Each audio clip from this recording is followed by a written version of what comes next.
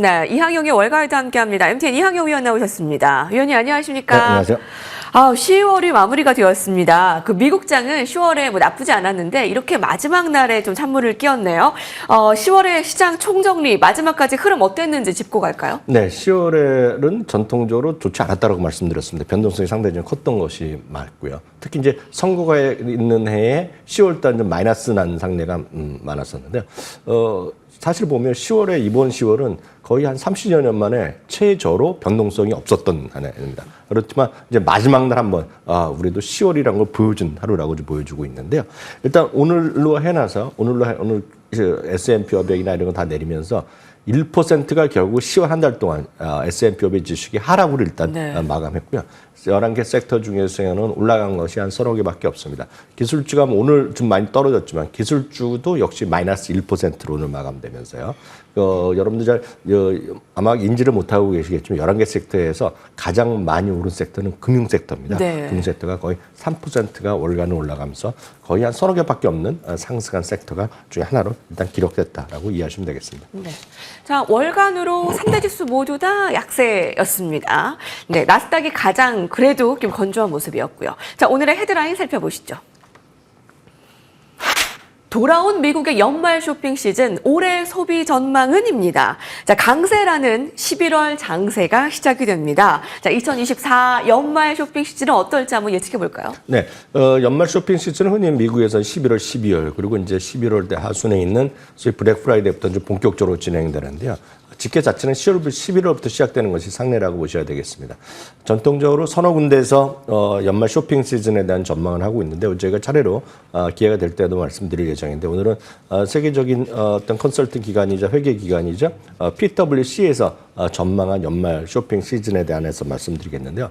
일단 먼저 생각하셔야 될 것이 많은 분들이 미국이 어렵다, 미국의 소비가 어렵다고 얘기하고 있지만 화면에서 보시다시피요. 올해 연말 쇼핑 시즌은 전체적으로 7% 정도 상향될 것으로 일단은 예상을 하고 있습니다. 물론 작년과 재작년에 비해서는 약간 증가율이 둔화될 수 있겠지만 전체적으로 보면 7%가 좀 늘어날 것으로 예상하고 있겠고요. 1인당 소비가 1,600달러 정도가 나올 것 같습니다. 그래서 1인당 전체적인 소비도 1,600달러 넘는 첫 번째 해라고 보셔야 되겠고요. 다만 지난번에 한번 기회가 있을 때 말씀드렸는데 소득 격차에 따라서 많이 좀 다르다고 보셔야 되겠습니다. 그래서 소득이 좀 많은 사람과 소득이 적은 사람, 소득이 적은 사람은 오히려 좀 저축을 늘리고 소득이 많은 사람들은 적극적으로 소비를 하는 것이 전체적인 흐름이 되겠고요. 우리나라도 비슷한 거라고 보고 있는데요. 전체적으로 소비를 이끌고 있는 건 M세대와 Z세대, 소위 MZ라고 얘기하고 있는데 그중에서도 Z세대가 지금 확실하게 시장을 좀 지배하는 그런 부분이라고 보셔야 되겠습니다. 이 그림이 소위 X세대부터 해갖고 M세대, Z세대까지 나오고 있는데 소비의 증가율을 보면 Z세대가 가장 압도적으로 좀 늘어나고 있다라고 보셔야 되겠고요. 경제적 특징을 몇 가지만, 두세 가지만 말씀드리면 경제가 지금 완벽하게 좋다고 할 수는 없지 않습니까? 그리고 그 계층마다 다르기 때문에 현재 가장 화두로 떠오르고 있는 것이 현명한 소비 뭐 이런 것들을 얘기 많이 하고 있는데요. 연말 쇼핑 시즌 앞두고 소비자가 한 57% 정도가 경제상이 녹록지 않다고 얘기하고 있겠고요.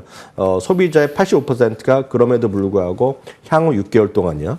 의류, 식품, 외식 이런 명품 같은 것들은 비필수 항목은 지출을 삭감된다고 고려하고 있습니다. 최근에 유럽에서도 명품 기업들에 대한 주가가 썩 좋지 않겠고요. 오늘 아마 실적 발표한 기업 중에서 에스테로더 같은 경우도 실적 가이던스를 안 좋게 얘기하면서 주가 좀 많이 떨어지는 모습을 보였는데 하여튼 그런 것들이라고 일단 이해하시면 되겠고요. 또 하나가 우리나라도 일부 그런 현상이 나타난다고 저도 뉴스에 본 적이 있는데요. 외식이라든가 특히 배달 음식 있지 않습니까? 배달 음식을 좀 줄이겠다는 사람들이 다수를 좀 차지하고 있다라고 보셔야 되겠고요. 상대적으로 우리나라에서 각종 노브랜드 제품 있지 않습니까? PB 상품이라는 것들, PB 상품에 대한 선호도가 높아지고 있고 서로 소위 PB 제품이 강한 코스트코와 월마트의 지금 강세가 지금 시장에서 나타난 것이라고 보셔야 되겠고요. 전체적으로 채널 간 교차 판매가 늘어나고 있다는데 그럼 뭐냐면 소위 MZ세대 같은 경우에는 예전보다 훨씬 더 많은 사람이 SNS를 통해서 어떤 소비를 유인을 받는다는 얘기죠. SNS에서 소위 뭐 유명한 블로거나 유명한 유튜버나 유명한 미국에선 틱토커 이런 사람들이 얘기하는 것들에 대한 소비가 많이 나가 있고 아마 이건 우리나라도 거의 비슷한 현상이 아닌가 싶겠고요. 역시 오프라인보다는 모바일에 대한 수요, 온라인에 대한 쇼핑이 확실하게 늘어나고 있다라고 보셔야 되겠습니다. 특히 한두 가지만 더 말씀드리면 연말 쇼핑 시즌에서 여성보다 남성이 압도적으로 지금 이번에 소비를 좀 증가한다고 좀 발표를 하고 있습니다. 그리고 여성 같은 경우에는 전체적으로 보면 쿠폰이라든가 할인 제품을 많이 찾는 반면에 남성들은 그거보다는 지금 스포츠용품, 전자제품, 그리고 신발 이런 것들을 사겠다는 사람들이 예년보다 좀 높아지고 있다라고 보셔야 되겠고요. 특히 여행 수요가 요즘 폭발적으로 늘어나고 있고 특히 경험 소비가 많이 있는데요. 남성의 53% 그리고 여성의 40%가 여행을 갈 계획을 이번 연말 쇼핑 시즌에 갖고 있다. 이것도 예년보다 상당히 높아졌다고 하는 것 정도가 특징이 되겠습니다. 네, 다가오는 연말 쇼핑 시즌 2024년을 한번 예측해 봤습니다. 많은 실적 발표 오늘도 엇갈렸습니다. 애플, 아마존, 인텔 지금 시간의 거래에서 완전히 엇갈리고 있는데요. 먼저 애플부터 살펴보겠습니다. 헤드라인입니다. 마케로츠입니다. 애플 호실적에도 시간 외 하락, 지금 시간에서 한 2% 하락을 나타내고 있는데요. 실적은 예상치를 살짝 상회한 수준이었는데 어떤 상황인가요? 네, 애플에서 대표적인 제품이 아이폰 있지 않습니까? 아이폰은 예상보다 훨씬 또 많이 팔려나가는 모습을 보여줘서 긍정적이었지만 애플의 아이폰을 제외한 상당 부분 제품들은 예상은 약간 못 미쳤습니다. 그렇지만 역시 애플에서 아이폰이 차지하는 비중이 워낙 커서 그런지요. 매출과 이익도 소폭 상향시키는 소폭 어떤 그 컨센서스를 상회하는 기록을 오늘 발표할 수 있었습니다. 그리고 영업이익률이나 매출에 대한 그 총 이익률도 전 분기 대비보다는 소폭씩 증가하는 모습을 보여준 건 맞는데 말씀드렸다시피 이게 폭발적인 증가라기보다는 다른 분야에서 아이폰을 제외한 다른 분야에서 좀 부진했다라고 좀 보셔야 되겠고요. 특히 서비스 매출이 좀 예상에 못 미치는 것 자체는 약간은 악재로 인식하는 경향이 있을 수밖에 없다라고 보셔야 되겠습니다. 다만 전체적으로 보면 가장 중요한 것은 역시 애플의 애플 인텔리전스의 출시, 그 중에서도 역시 오픈 AI에 관련된 그런 챗 GPT 활용한 서비스인데 이것들은 12월에 발표한다고 오늘 얘기가 나오는 것 같습니다. 여튼 그런 것들을 포함해서 전반적으로 보면 분명히 매출 가격은 증가했고 특히 매출 같은 경우가 2분기 연속으로 플러스를 한 것은 긍정적이었지만 성적표 자체가 아주 엑설런트하다라고 얘기하기 쉽지 않은 그런 수준이다라고 보시면 되겠습니다. 예, 그렇군요. 예. 어제 그 하락한 슈퍼마이크로 컴퓨터는 오늘도 또 추가로 한 10%대 약세를 나타내면서 오늘 이제 그 빅테크 기업들의 좀 흔들리는 모습이었는데 다음은 아마존의 실적도 한번 살펴볼까요? 다음 헤드라인입니다. 마켓워치에서 보도했습니다. 아마존의 반가운 호호 실적, 특히 지금 시간외에서 한 5%가량 상승하고 있습니다. 네, 아마존은 주당 이익과 매출 모두 기대 이상의 정도 나왔습니다. 그렇다고 해서 엄청나게 늘어났다보다는 특히 이제 이익 정도는 상당히 좀 비슷한 비율이 높겠지만 아마존은 워낙 이런 경우가 많았기 때문에 이거 자체보다는 역시 가장 중요한 건 AWS인데요. AWS가 19%가 증가했습니다. 딱 기대 수준 정도를 맞췄다라고 보셔야 되겠습니다. 그런 관점에서 오늘 그나마 좀 선방했다는 평가를 받고 있다라고 보셔야 되겠고요. 성적표 자체를 보면 앞선 애플과 달리 상당히 오늘 좀 긍정적인 평가를 받을 만한 수준은 꽤 있겠고요. 역시 아마존도 마진율은 상당히 좀 개선된 것으로 좀 나오고 있다라고 보셔야 되겠습니다. 전체적으로 보면 매출과 영업이익이 모두 꾸준히 늘어났다는 것은 한마디로 긍정적으로 볼 수 있겠고요. 그렇기 때문에 시간에서 앞선 애플과 달리 그나마 또 4%, 5% 정도 반등을 지금 시도하고 있다라고 일단 이해하시면 되겠습니다. 기타 오늘 이런 애플과요, 그 아마존 말고도 아마 많은 분들 관심 있는 것 정도가 인텔이라 몇 종목이 있을 것 같습니다. 네. 인텔 잠깐 말씀드리면 인텔은 뭐 적자인데 매출 같은 건 조금 더 생각보다 나왔고요. 기본적으로 보면 가이던스를 약간 상향시켰습니다. 워낙 뭐 주가 재미없게 떨어졌기 때문에 약간 반등을 시도하고 있다라고 정도 보셔야 되겠고요.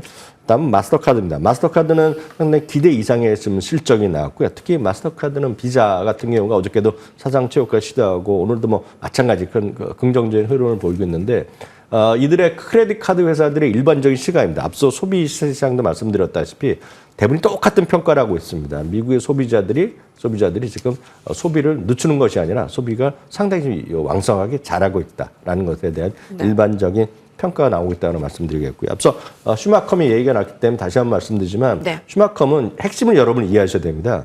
지금 평가를 회계 감사를 평가하려는 그 회사 자체가 올해도 새로 바뀐 거는 이슈가 있었기 때문에 바뀌었을 텐데 그 회사가 어저께 다시 한번 나 이제 얘네들이랑 말이 엮이기 싫다라고 딱 얘기한 겁니다. 예. 왜냐하면 경영진이랑 말이 안 통한다는 네. 얘기했거든요. 그럼 자기가 회계에 대한 그런 자리를 포기한 거 아닙니까?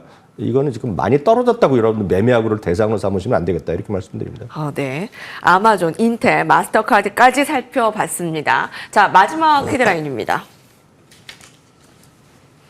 AI 과도한 투자 우려입니다. 사실 오늘 가장 중요한 부분이 아닐까 싶어요. 마이크로소프트와 메타 어제 이 시간에 실적 발표한 거 전해드렸는데 하루 동안에 좀 월가의 평가가 좋지 않았습니다. 네, 마이크로소프트는 어저께 저희 방송할 때 하더라도 플러스 보합이었는데요. 그때랑 그 이후에 뭐가 바뀌었는지만 이해하시면 되겠습니다. 그때 저희가 어저께 한 6시 반에 방송할 때까지는 가이던스를 발표를 하지 않았습니다. 다만 이제 저희가 나오는 시점에서 미국 시간인 5시 반이었는데요. 그때부터 이제 가이던스를 발표했는데 가이던스가 이제 실망스러웠거든요. 바로 그 부분이 주가에 이제 하락을 가져왔겠고요. 소위 AI에 대한 과잉 투자 우려 얘기 나오지만 어찌 보면 일부에서는 투자할 만큼 못하고 있다는 것이 또 이슈가 되고 있거든요. 그래서 그것은 시각의 차이, 동전의 양면이라고 보셔야 되겠고요. 어찌됐건 가이던스에 대한 실망이 나오다 보니까 목표 주가가 꽤 많이 내렸습니다. 목표 주가가 한 2군데 정도, 3군데 정도 내렸고요. 물론 올린 것도 하나 있지만 전반적 의견은 지금 약간은 지금 보수적으로 흘러가고 있는 것이 마이크로소프트의 모습이 되겠고요. 메타 플랫폼스는 반대입니다. 어저께 아무리 보더라도 영업이익이나 마진이 워낙 더 좋아졌기 때문에 나쁠 것이 별로 없는데 어찌됐건 같은 분위기상에서 좀 떨어졌다라고 보셔야 되겠고요.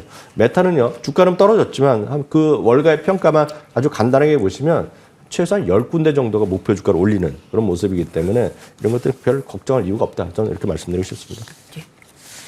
이하경의 월가이드 함께했습니다. 감사합니다.